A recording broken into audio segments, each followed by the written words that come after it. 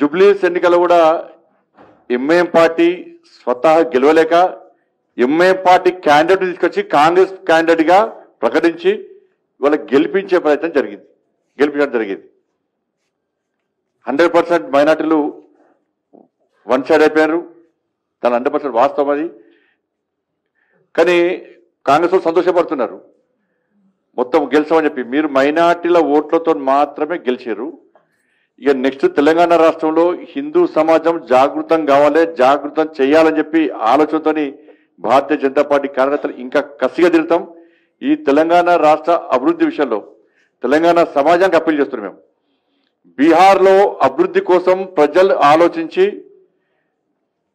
నరేంద్ర మోడీ గారి ప్రభుత్వాన్ని ఏర్పాటు చేసుకున్నారు.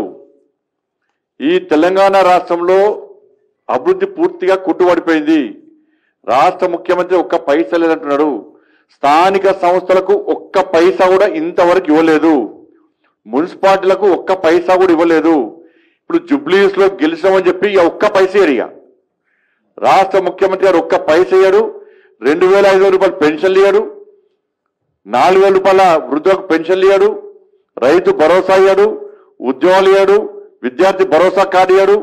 ఉద్యోగస్తులకు డిఎల్ ఇయ్యాడు. పదవి విరమణ పొందినటువంటి ఉద్యోగస్తులు అందరూ కూడా ఇక చెప్పులు అరగ తిరగాలి. అయిపోయి ఇప్పుడు ఏమైంది? ఇప్పుడు మేము ఏం చేయకున్నా ప్రజలు మాకు ఓట్లు వేసారని చెప్పి కాంగ్రెస్ పార్టీ విరవిగా ప్రమాదం ఉంది. ఇదే విషయాన్ని ఎన్నికల సందర్భంలో చెప్పినా మేము.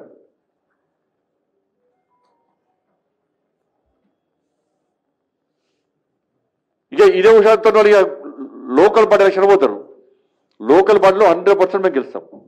బీఆర్ఎస్ పార్టీ మాదే ప్రధాన ప్రతిపక్ష పార్టీ అంటున్నాడు. ప్రతిపక్ష నేత ఎవరు ఈ తెలంగాణ రాష్ట్రంలో తెలుసా? ప్రతిపక్ష నేత ఎప్పుడైనా మా ప్రతిపక్ష నేత హౌజ్ పోయి మొత్తం కాంగ్రెస్ పార్టీ విధానాలు మొత్తం ఎండగడుతూ ఇవాళ ప్రశ్నిస్తున్నాం. బీఆర్ఎస్ పార్టీ యొక్క ప్రతిపక్ష నేత ఎవరు? ఈ ఏడున్నాడు. ఎప్పుడైనా అసెంబ్లీకి వచ్చిండా? తెలంగాణ రాష్ట్ర ప్రజలు కష్టాల్లో ఇబ్బందుల్లో ఉంటే ఏ రోజున వచ్చి భరోసా కల్పించిండా, పరామర్శించిండా? ఎప్పుడైనా వచ్చిండా? ప్రతిపక్ష నేతనే అవసరం అసెంబ్లీకి వస్తాడు, కలవకుండా వేయండి, ఫామ్ హౌస్ పరిమితమైండు. మీరు ప్రధాన ప్రతిపక్ష పార్టీ ఎట్లయితుంది? దేశానికి ఇవాళ బీఆర్ఎస్ పార్టీ ఒక్క పార్లమెంట్ సీట్ లేదు. వాళ్ళకు ఒక్క పార్లమెంట్ సీట్ లేదు. వీళ్ళు ప్రతిపక్ష పార్టీ అటు. శాసన మండలి ఎన్నికల్లో టీచర్స్ గ్రాడ్యుయేట్స్లో కానీ గ్రాడ్యుయేట్స్ ఎమ్మెల్సీ ఎన్నికల్లో వాళ్ళ క్యాండిడేట్ లేడు. వీళ్ళు ప్రతిపక్ష పార్టీ ఎట్లయితుంది? కంటోన్మెంట్ లో సిట్టింగ్ సీట్ ఓడగొట్టుకున్నారు బీఆర్ఎస్ పార్టీది. జూబ్లీస్ లో బీఆర్ఎస్ పార్టీ సిట్టింగ్ సీట్ ఓడగొట్టుకున్నారు. మీది ప్రధాన ప్రతిపక్షం ఎట్లయితుంది? ప్రత్యామ్నాయం ఎట్లయితుంది మీది?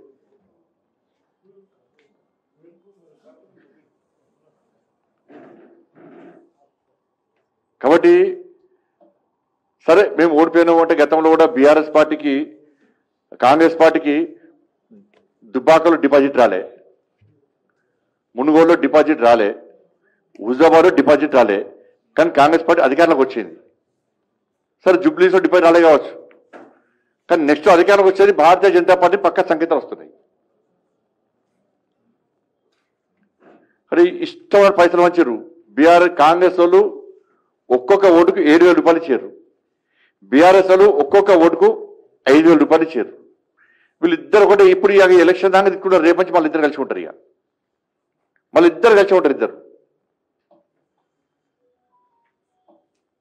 కాబట్టి ఎట్టి బస్సులో స్థానిక సంస్థల ఎన్నికల్లో భారతీయ జనతా పార్టీ వైపు ప్రజలు ఉంటారు. నేను మళ్ళీ ప్రజలకు అప్పీల్ చేస్తా ఉన్నా. లోకల్ బాడీ ఎలక్షన్స్ లో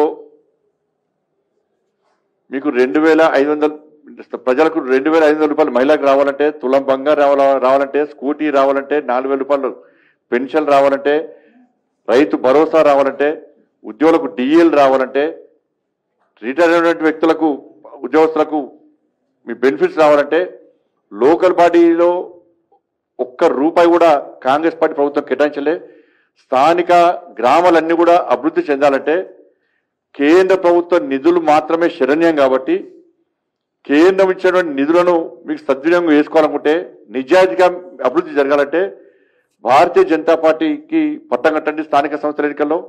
ఈ తెలంగాణ రాష్ట్రంలో నెక్స్ట్ ఉద్యమించబోతున్నది భారతీయ జనతా పార్టీ. ఎందుకంటే బీఆర్ఎస్ పార్టీ అధికారంలో కొట్లాడేది మేమే, వాళ్ళ కాంగ్రెస్ పార్టీ అధికారంలోకి వచ్చినప్పుడు కొట్లాడేది కూడా మేమే, నెక్స్ట్ కొట్లాడేది కూడా మేమే. దాన్ని గుర్తించి ఇవాళ భారతీయ జనతా పార్టీని ఆదరించాల్సిందిగా అందరికీ విజ్ఞప్తి చేస్తూ, కష్టపడి పనిచేసినటువంటి కార్యకర్తలకు, మాకు ఓటేసినటువంటి ప్రతి ఒక్కరు కూడా హృదయపూర్వక ధన్యవాదాలు తెలియజేస్తూ ముగిస్తున్నాను. మీడియా మిత్రులకు కూడా ధన్యవాదాలు. జూబ్లీస్ మంచి సహకారం చేశారు.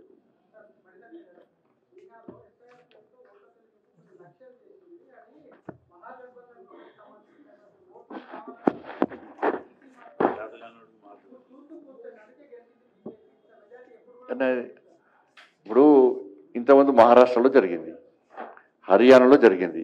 కాంగ్రెస్ పార్టీ గదే అయిపోయింది కదా. పార్లమెంట్లు సమావేశాలు నడవకుండా ఎస్ఐఆర్ పేరు మీద స్తంభింపజేసింది. చేసినప్పుడు మరి బీహార్లో ప్రజలు వాళ్ళకి ఓటేయాలి కదా, బీహార్లో చేసుకోవాలి కదా, ఓటైనా కదా. ప్రజలు అవన్నీ పట్టించుకున్నారు. ప్రజలకు కావాల్సింది అభివృద్ధి, ప్రజలకు కావాల్సిన సంక్షేమం. కాబట్టి ఇక కాంగ్రెస్ పార్టీకి అలవాటు అది. ఒకసారి ఈవీఎం అంటది, ఒకసారి అదంటది, సరే నెక్స్ట్ ఇక బెంగాల్ కూడా అదే అంటది. ఇక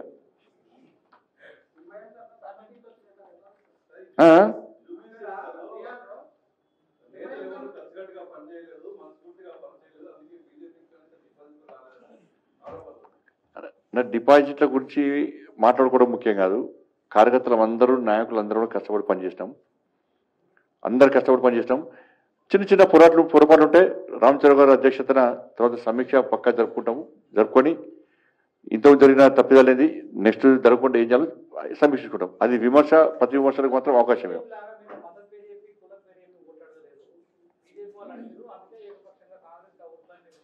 నేను అంటున్నా మైనార్టీలో ఒకటి అంటున్నా, నేనే అంటుంటా. తుర్కోళ్ళందరూ ఒకటి గెలిపించారు అంటున్నా. హిందువులు ఆలోచించుకోవాలని చెప్తున్నాను నేను. ఎవరు నావలా మరి నేను గ్రేట్ గానే గొప్ప నాయకుని కానీ మరి నేను గొప్ప నా పార్టీ గెలవాలని నా ధర్మం గురించి మాట్లాడినా. ఒక పార్టీని గెలిపించే దమ్ము నాకు దాన్ని గొప్పనే కదా. మరి ఇక కేటీఆర్ ఐరన్ లెగ్గే. దేశంలో ఐరన్ లెగ్ ఎవరు? రాహుల్ గాంధీ. ఈ తెలంగాణ రాష్ట్రంలో ఐరన్ లెగ్ కేటీఆర్. ఎందుకు అంటే ఇప్పుడు ఆయన అయిన తర్వాత ఈ జిహెచ్ఎంసీ దానిలో 99 సీట్లు ఉండాలి జిహెచ్ఎంసీలో. వాళ్ళు ఎన్నైనాయి? 56 వచ్చినాయి. 56 వచ్చినాయి. హుజాబాద్ ఓడిపోయారు. మునుగోడులో సరే ఏదో అట్లా అయిపోయింది. ఎమ్మెల్సీలు 2 ఓడిపోయారు. కంటోన్మెంట్ ఓడిపోయారు. జూబ్లీస్ ఓడిపోయారు. వాళ్ళ చెల్లె కూడా అప్పుడు ఓడిపోయింది. చెల్లె దూరమైంది. పాపం హరీష్ రావు కూడా లాస్ట్ రానియలేదట. కాబట్టి కేటీఆర్ అనే వ్యక్తి ఉన్న రోజులు మాకు బ్రాండ్ అంబాసిడర్లు ఎవరు అంటే దేశంలో రాహుల్ గాంధీ, తెలంగాణలో కేటీఆర్. ఆర్కే బ్రదర్స్ నేనే చెప్పిన. మొదటిదాకా జూబ్లీస్ లో ఏం ట్యాక్స్ ఉండే?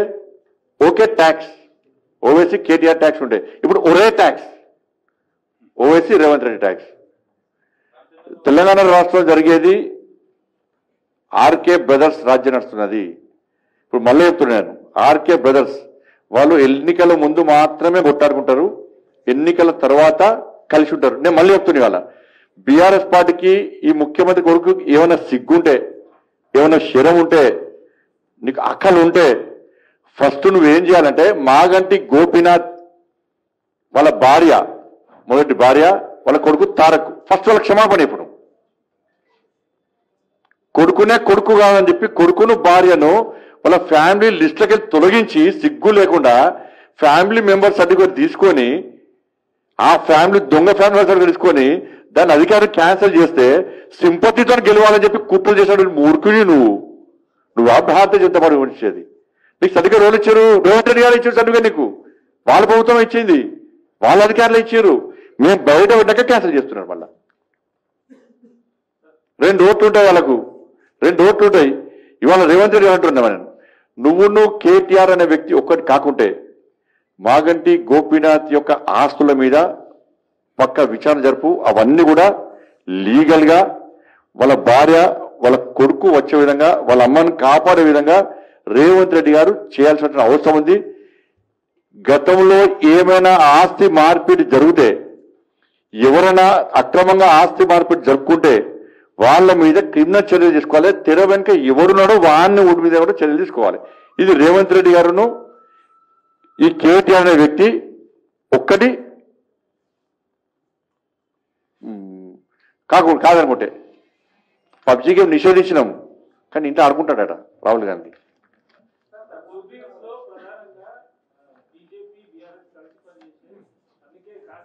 ఇప్పుడు మీరే చూడరన్నా, కాంగ్రెస్ వాళ్ళు ఏమంటున్నారు అంటారు కదా, మరి బీఆర్ఎస్ వాళ్ళు ఏమంటున్నారు? దాన్ని ఆన్సర్ ఉంది ఇలా ఫస్ట్ నుంచి కదే. ఇప్పుడు ఎవరు ఇది ఉప ఎన్నికలు ఇది ఫస్ట్ నుంచి కూడా అధికారం ఉంటే వాళ్ళే గెలుస్తున్నారు. 6 ఎటువంటి ఎన్నికలు 6 జరిగినాయి. ఒక్క నాగార్జున సార్ తప్ప మిగతా అన్ని కూడా సింపత్తులు ఎక్కడ గెలవలే. అన్ని కూడా అధికారంలో ఎవరుంటే వాళ్ళే గెలిచారు. 6 ఎన్నికలు జరిగిపోయారు జూబ్లీస్తో కలిపి. ఒక నాగార్జున సాగర్ తప్ప మిగతా అన్ని కూడా అధికారంలో ఉంటే వాళ్ళు గెలిచారు.